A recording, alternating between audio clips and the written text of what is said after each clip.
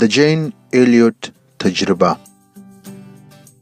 د 1988 میلادي کال د اپریل پر 5 جین ایلیوټ د خپل دریم صنف پر زده کوونکو کوچنیانو د تبعیض په اړه یوه تجربه وکړه.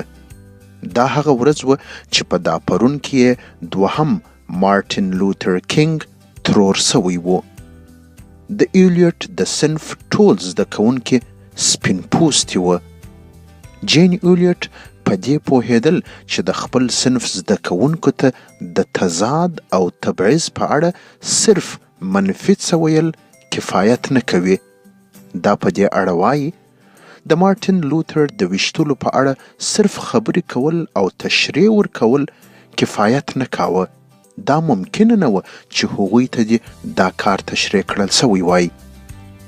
تصادفاً دا د ورورګلوۍ د هفتې 3 شنبې وه او معلم ایلیوټ له خپلو شاګردانو وپوښتل ورورګلوي څه معنا؟ زده کوونکو ورته وویل چې ورورګلوي معنا هر څوک د خپل ورور په څیر ګڼل او مرسته ورسره کول. ایلیوټ بیا پوښتنه وکړه آیا په امریکا کې داسې څوک شته چې موږ یې د ورونو په څیر نه ګڼو؟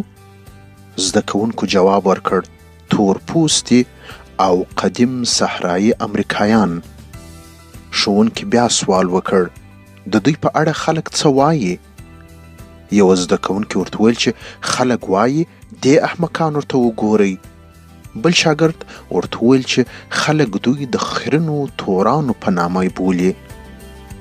وروسته ایلیوټ د خپل دریم صنف له زده کوونکو وپوښتل چې آیا دوی په دې پوهیږي چې له یو چا سره چې تبعیض سوی وي هغه انسان څنګه احساس کوي؟ ځینو شاګردانو د هو او ځینو د یا جواب ورکړ. ایلیوټ زده کوونکو ته د مشورې په ډول وویل چې که موږ دا صنف د سترګو پر رنګونو تقسیم کړو ښایي زموږ سره په دې کې مرسته وکړي چې د مختلفو رنګونو پوست لرونکي انسانان څنګه احساس کوي. شاګردانو هم ورسره ومنل. د تجربې په لومړۍ ورځ شاګردانو ته وویل سوه چې شین سترګي خلک تر تور سترګو ښه وي. ښوونکي ایلیوټ خپلو شاګردانو ته وویل چې چون په صنف کې تور سترګي تر شین سترګو لږ دي نو په همدې خاطر د تور سترګو شاګردانو کمیسان باید رنګه کالران ولري چې په وپیژندل سي. ایلیوټ خپلو شاګردانو ته ویل چې تور سترګي خلک لټان، احمقان، پنډ دماغه او بې عقلان دي. زده کوونکو ته ویل سوه چې تور سترګي اجازه نه لري چې د اوبو له یخچال څخه اوبه وڅښي او که یې څښي هم نو باید په کاغذي ګیلاسونو کې یې وڅښي چې شین سترګي د تور سترګو له میکروبونو څخه په امان وي او تور سترګي تر شین سترګو باید 15 دقیقې لږ تفریح ولري او اجازه نه لري چې له شین سترګو سره بازۍ وکړي. ایلیوټ حیرانه دریانه سوه چې د دې د دریم صنف کوچني زده کوونکي څنګه داسې ژر واوښتل. دا وایي ما ولیدل چې ډیر فوقالعاده او هوښیار کوچنیان په ډیرو شریرو، توند مزاجو او بغضناکو کوچنیانو واوښتل. تور سترګي د شین سترګو لخوا ځورول کېدل او وروسته خو یوه تور سترګي کوچني شین سترګي هلک په دې په تشي کې په سوک وهلی و چې د ده په تورو سترګو یې پسخند واهه. په دا بله ورځ یوه شین سترګي زده کوونکي قصداً خپلې عینکې په کور کې پرې ایښې وې چې خپلو تور سترګو همصنفیانو ته وښوي چې دی شنې سترګې لري او ځان تر دوی لوړ وښوي. خو په همدې ورځ یعنی د تجربې په 2مه ورځ زده کوونکو ته وویل سوه چې تور سترګې پر شین سترګو برتره او غوره دي. د تجربې په 2 ورځو دواړو ګروپونو شین سترګو او تور سترګو ته د انګلیسي الفبا د سوالونو چارټونه ورکړل سوي وه. په اوله ورځ د شرف خاوندان شین سترګي تر تور سترګو شاګردانو نیم ساعت تر مخه سوالونه حل کړي وه، خو په 2مه ورځ نتیجه برعکس وه. په اول ورځ ټول صنف ته ویل سوي وه چې شین سترګي لایق او هوښیار دي او نتیجه یې هغه وه چې د سوالونو په حلولو کې نیم ساعت مخکې وه. خو کله چې په دوهمه ورځ صنف ته ویل کیږي چې تور سترګي زده کوونکي تر شین سترګو علاوه دي، نو تور سترګي د سوالونو په حلولو کې تر شین سترګو نیم ساعت تر مخه کیږي او شین سترګي د الفبا د چارټونو د سوالونو په حلولو کې نیم ساعت شاته پاته کیږي. دې تجربې زده کوونکو ته دا ور وښول چې انسانان ټول یو ډول دي. هوښیاري، لیاقت او یا بله برتري د خاصو رنګونو په درلودلو نه وي.